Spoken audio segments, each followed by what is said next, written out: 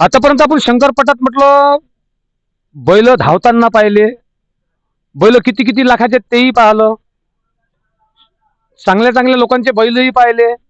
शंकरपटात बैल कशासाठी ते धावायला लावतात तेही पाहिलं. म्हणजे धावायला लावतात म्हणजे नावासाठी धावायला लावतात, कोणी पैशासाठी धावायला लावतो, कोणी त्यामध्ये व्यापार करतोय. पण हे बैल पुरवणारा जो मेन माणूस असते त्याचा चेहरा अजूनपर्यंत अनभिक्त होता की दोन बैलापासून विक्रीला सुरुवात करणारा माणूस आज महाराष्ट्रात कुठल्याही पटात बैल पुरवतो. त्यात आज आपल्या गन्ना का फन्ना युट्यूब चॅनलवर ऋषिकेश सोलर. नमस्कार दादा. नमस्कार. पहिल्यांदा तुम्ही तुमचं पूर्ण नाव गाव पत्ता सांगा. माझं नाव ऋषिकेश कृष्णा सोलाट, राहणार गोंडगाव, तालुका गेवराई, जिल्हा बीड. तुम्ही या व्यवसायात कसे काय आले? व्यवसायात लॉकडाऊन पडलं होतं त्यावेळी म्हणजे असं माझं जे college D pharmacy second year बंद होतं. तर म्हणजे लॉकडाऊन पडल्या सुट्ट्या होत्या, तर मी काय केलं, काहीतरी करायचं आपलं. मग बसण्यापेक्षा घरी काहीतरी केलं पाहिजे. शेतीत तर आपलं काही येत नाहीये, शेती करणं आपल्याच्याने होणार पण नाही. तर ठीक आहे, काहीतरी करू. मग उद्योग करायचा. काय करायचा? उद्योग करायचं म्हणजे आपलं एक भांडवल लागतं. तर भांडवल पण कमी आहे आपल्याजवळ. भांडवल तुमच्याजवळ नसताना हा एवढा मोठा व्यापार तुम्ही महाराष्ट्रात आज तुमचं नाव आहे. मग हे सुरुवात करताना किती बैलापासून केली? सुरुवात करताना आपण पहिले 2च बैलापासून केली. मग हे दोन बैल किती रुपयाचे घेतले होते? हे 2 बैल आपण 46,000 रुपये घेतले. 46,000 बैलाच्या वर तुम्ही पहिल्यांदा नफा किती कमावला? 46,000चे बैल आणले, त्याला 2,000 रुपये खर्च झाला. तर ते आपण 52,000 रुपये विकले होते. मग हा व्यवसाय तुमचा वाढत वाढत कसा केला? व्यवसाय वाढत वाढत कसा गेला की 2 बैल आणल्यानंतर ती विक्री झाली माझी अवघ्या 3 दिवसात. आणि मला फेसबुक आणि इंस्टाग्रामची साथ अशी मिळाली सोशल मीडियाची की त्यातून मी व्हायरल जी अशी पब्लिसिटी असते ते पहिल्यांदा जे बैल विकले ते गावात विकले. मग जे लोक म्हणतात किंवा सोशल मीडिया ही बेकार आहे, आणि आज आज आज तुम्हाला सोशल मीडियानं हा व्यवसाय करायला लावला आणि तुम्ही त्या सोशल मीडियाच्या थ्रू व्यवसायात प्रसिद्ध झाले. मग सोशल मीडिया बेकार का वाईट? त्यातून घ्यायचं काय ते आपल्याला महत्वाचं आहे. आपण काय घेतोय, त्यातून काय कामाचं घ्यायचंय. बरं, तुम्ही कोणत्या कोणत्या जातीचे बैल विकता? आपण खिल्लार, धनगरी खिल्लार, म्हैसूर खिल्लार हे टोटल बैल दोन्ही तिन्ही जातीचे पूर्ण बैल विकतो. अजूनपर्यंत जे तुम्ही बैल बैल विकले त्याच्यात सर्वात जास्त कोणत्या जातीचे बैल विकले? आपण सगळ्यात जास्त आता आपण म्हैसूर खिल्लार विकले. म्हैसूर खिल्लारच बैल तुम्ही काय विकले? कारण खिल्लारचं इकडे माल मिळत नाही तेवढा, आणि जी डिमांड आहे इकडे आपल्या म्हणजे आपल्या पटप्रेमींची ती म्हैसूरवर जास्त डिमांड आहे. तुम्ही हा व्यवसाय किती वर्षापासून करून राहिले? मी 21 वर्ष. तुमच्या वयाच्या 21 मी तुम्ही आज त्या व्यवसायाला किती वर्ष झाले? 5 वर्ष. 5 वर्षात तुम्ही हा व्यवसाय भरभराटीस नेताना यामधून बेनिफिट तुम्हाला काय मिळाला? बेनिफिट असं आपण मुनाफा पण कमवतोय, असं काही नाही, नफा पण कमवतोय आणि माणसं पण तेवढीच कमवली. आजीत आल्यानंतर मला एक जाणवतंय की आपण काय कमवलंय. पैसे तर सर्वजण कमवते, आपण पण कमवले असं नाहीये, प्रत्येक जण त्यासाठीच करतोय. पण इथं आल्यानंतर आपण एक बैल आणलाय तर त्या बैलासाठी लागणारे खाली गेल्यानंतर सहकार्य, पूर्ण सहकार्यासाठी मला खाली बैल चालला की ऑटोमॅटिक मंडळी चला म्हणून बैल पाहायला खाली येत आहे. बरं, तुम्ही हा व्यवसाय करताना बैलाच्या ज्या खुणगाटा असतात, म्हणजे जुन्या काळात ते उलटी गोम, सरकी गोम, शेपटी, पाय फावळे, हे पाहता का तिथं? हो, पाहतो ना, पाहिल्याशिवाय. आणि ऑनलाईन व्यवसाय करताना मी प्रथमतः बैलाचा कुठलाही वाटा जो असेल त्याचा जो भवरा असतो वरती हाड एक जरी असेल किंवा तो जागा सरकून जरी खांद्याकडे जास्त असेल किंवा मग तो माग असेल ते सुद्धा आपण सांगतो. तुमचं लग्न झालं का? मग हो, झालं ना. मग लग्न जेव्हा तुमचं झालं तेव्हा आमच्या सुनबीत काय काय कोणते कोणते गुण पाहिले होते? गुण पाहिजे काही नाही, मावशीने स्थळ आणलं होतं त्याच्यामुळे तिथं पाहायचं काही आवश्यकता नव्हती. मग मावशीनं जबरदस्तीने तुमचं स्थळ दिलं होतं का तुम्हाला? नाही नाही, गरज जबरदस्तीची काय, वेळ झाल्यानंतर ते संस्कार आहे ते. म्हणजे मावशीनं लग्न करून दिलं म्हणून तुम्ही केलं? नाही नाही, लग्न करून दिलं असं काही नाहीये की आपण वेळ असते घरच्याची पण. बरं, तुमचं शिक्षण कुठपर्यंत झालं? माझी डी फार्मसी झाली. डी फार्मसी झाली. का कॉलेजमध्ये तुमचं जेंट्स कॉलेज होतं का लेडीज होते?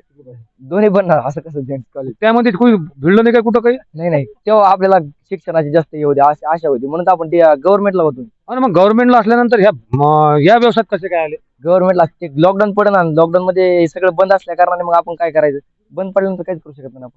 तुम्ही बंद पडले होते का लॉकडाऊन? आता आम्ही बंद पडलो का लॉकडाऊन मध्ये सगळं ठप्प होतं, यंत्रणा ठप्प झाली होती पूर्ण. बरं, आतापर्यंत तुम्ही विकलेल्या बैलात जे नामांकित बैल, आणि तुम्ही कोणत्या पटात, शंकरपटाचे बैल विकता का अजून दुसऱ्या कोणत्या पटाचे बैल? मी पूर्ण बिनजोड शंकरपट, सर्वप्रथम मी शंकरपटात बैल दिले, नंतर 4 बैली घाट, छकडी घाट, वरती बिनजोड, हे 3 फेऱ्याचे मैदान, टोटल प्रत्येक मैदानात बैल आपली. बरं, शंकरपटातले असे 3 बैल सांगा की सध्या ते बैल पडताना मी ते बैल विक्री केले आणि विकले त्याचा तुम्हाला आनंद, असे शंकरपटातले 3 बैल. ठीक आहे. अभिमानास्पद इथं आता आज आज आपल्या ज्या शंकरपटात आपण आहोत इथं फायर आणि याच्यानंतर आणखी नंतर पाहिलं तर आपण इथले सगळे बैल सांगायचं झालं तिथे एक आता मथुर बांधलेला आहे. आता टायगर आपल्याच गाडीतला आहे आणि फायटर खाली गेल्यानंतर फायटर आपला नागपूर सोमेश्वर पाटील कडू आता आणखी सांगायचं झालं शंकरपटात हे 3 तर तुम्हाला सांगितले. इथं आणखी एक बैल बांधले देवा आणि रुबाब. हे तुम्ही हो. त्याच्यानंतर बिनजोड मध्ये 3 फक्त बैल सांगा जे टॉप मोस्ट आहेत आणि तुम्ही ते विकल्यानंतर आज गर्वानं तुम्हाला सांगू शकतो की मी बैलाचा व्यापारी एवढा मोठा का बनलो. बिनजोड क्षेत्रातला सगळ्यात असं तिकडे जाऊन संदीप भाई माळी त्यांच्या इकडे बैल पळतो तो अर्जुन. हा 3 फेऱ्यात पळतो आणि बिनजोडला पण पळतो. त्यानंतर अजून कोणत्या पटात तुम्ही ते बैल दिले ते त्या पटातलं एक एक नाव सांगा, कारण की आपण शंकरपटात 3 असल्यामुळे. फेऱ्यात आता अर्जुन 3 फेऱ्यात पण पळतो. त्याच्यानंतर तिथंच एक बैल पळतो आपला ते इटलाकडे तेज आहे. हल्ली आतापर्यंत तुम्ही व्यवसाय केला तेव्हापासून किती बैल समजा अंदाजे विकले असतील? अंदाजे 3000 बैल विकला आतापर्यंत. आतापर्यंत 3000 बैल. याच्यामधून मुनाफा किती भेटला तुम्हाला? आता मुनाफ्याचा हिशोब नाहीये पण एक अंदाजे काय असतं एक रेग्युलरिटी जितकं चालू राहील त्याच्या हिशोबाने आपण 2-3,000 रुपये जे मिळेल त्याच्या हिशोबाने घेतो. म्हणजे बैलावर तुम्ही जास्त एखाद्या बैलावर समजा तुम्हाला किती रुपये मिळतात? 2,000 रुपये 3,000 रुपये आगीनात एखाद्याकडून तोटा पण मिळतो, एखाद्याकडून 5,000 पण मिळतो, एखाद्याकडून 5,000 तोटा पण मिळतो, असं काही नाही. बरे, या व्यवसायात येऊन तुम्ही समाधानी आहात का? हो समाधानी, अति समाधानी आहे की मला अख्ख्या महाराष्ट्रात ओळखताय. कमी वयात माझं नाव आहे. बरं, तुम्हाला असं वाटत नाही का की जेव्हा तुम्हाला ओळखत नाही तेव्हा तुम्ही लग्न केलं ना, आता महाराष्ट्रात ओळखतात, आता जर लग्न केलं असतं जसं मोबाईल आपण पहिला घेतो नंतर 6 महिन्याने वाटतं की बा चांगला भेटला असता कंपनी दुसरी, असं वाटतं? असं कधीच वाटणार नाही. लग्न झालं ना, महाराष्ट्रात ओळख झाल्याच्या नंतर लग्न झालं. हा त्यांचं बरोबर आहे. बरं, आता यामधून तुम्हाला ध्येय प्राप्त काय करायचं आहे?